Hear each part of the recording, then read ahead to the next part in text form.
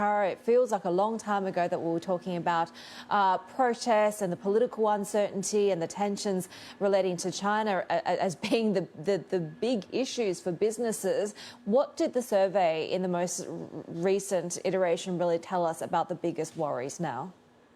Well, unsurprisingly, the strict quarantine rules and the inability for people to travel and the fear of getting thrown into Penny Bay, the government quarantine camp, rate as the top concerns. This is not new. And you just mentioned we were talking before about protests, etc. We've also been talking for a very long time about the stringent quarantine measures. And I think for executives, the fact that there seems to be no light at the end of the tunnel, it's just adding to the stress and strain of doing business in Hong Kong. On the other side of things, however, executives are telling us in the survey that there is a lot of business to be done in Hong Kong. So it's a delicate dance between sticking it out in order to do the business that matters, especially in sectors like financial services, and really worrying about being disconnected with the rest of the world. There's also been a lot of frustration being expressed in terms of just how far they've gotten, or not very far at all, when it comes to trying to lobby or consult with the government about these measures. That's right. This is something relatively new in the surveys that we're seeing. A lot of the companies who responded to the survey said they felt that the government was unconcerned or not caring about Hong Kong as an international business center, or really focused at all on international companies. Now, again, this is strange because Hong Kong has always been seen as a huge international center, and it really stood out as a place where companies and the government connected regularly because it's such a commercially driven city. So that's something new, and hopefully the government will respond to this. We spoke to them about it yesterday, but there's just a sense that the government doesn't care.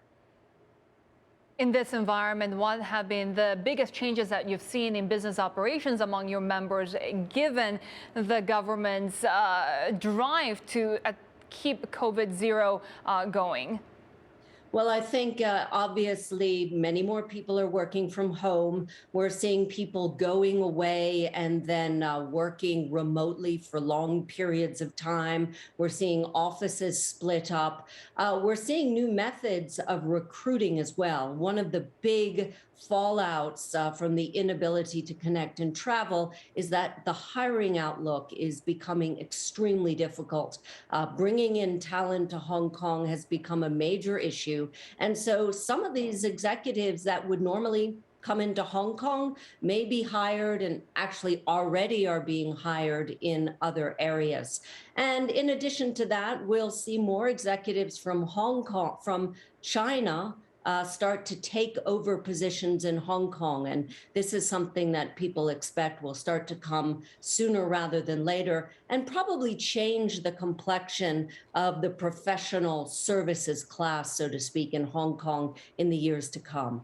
And Tara, even before the pandemic, of course, Hong Kong was dealing with these pro-democracy protests and tensions with the mainland. How do your members feel right now about the national security law as well as the rule of laws in the city? Yeah, so not surprisingly, there is concern about the national security law, even though people have adjusted to it at this point. But one of the big issues around that, again, is the loss of talent. Many Hong Kong managers leaving Hong Kong, and people losing some of their best staff during that time. Also worries about data security and, of course, press freedom and the transparency of data coming along with the national security law. More surprisingly in this survey, and I think it's one of the first times we've seen it, is a fear now, a confidence issue over rule of law, which, as everyone knows, is really a hallmark of the stability of Hong Kong.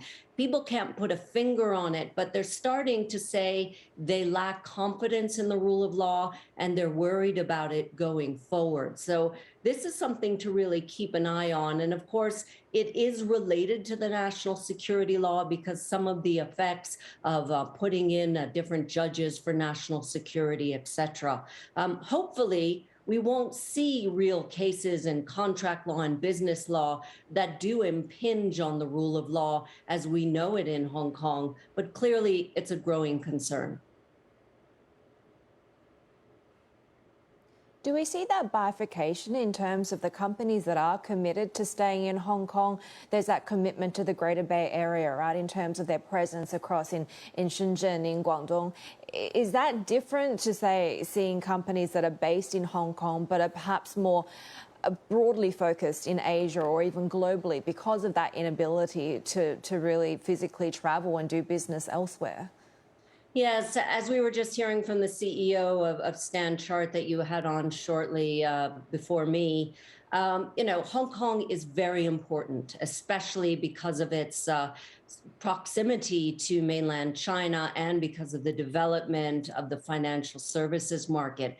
So there's no sense that companies really feel they want to walk away from a market that is huge and growing. And it's not just in the financial services sector, it's logistics, it's retail, it's real estate, it's insurance opportunities in the Greater Bay Area where companies are already present. What we may see and are starting to see is companies that don't need to be there, or independent research or tech companies that don't need to be there, looking at other ways to work or spreading their staff out into different areas. But yeah, bifurcation would be a good way to put it. But for many, many companies, it's a delicate dance because Hong Kong has a lot to offer in terms of the mainland China market, in terms of what is still a great tax regime and infrastructure. So it's hard to figure out how to stick there and deal with all of the risks that are growing.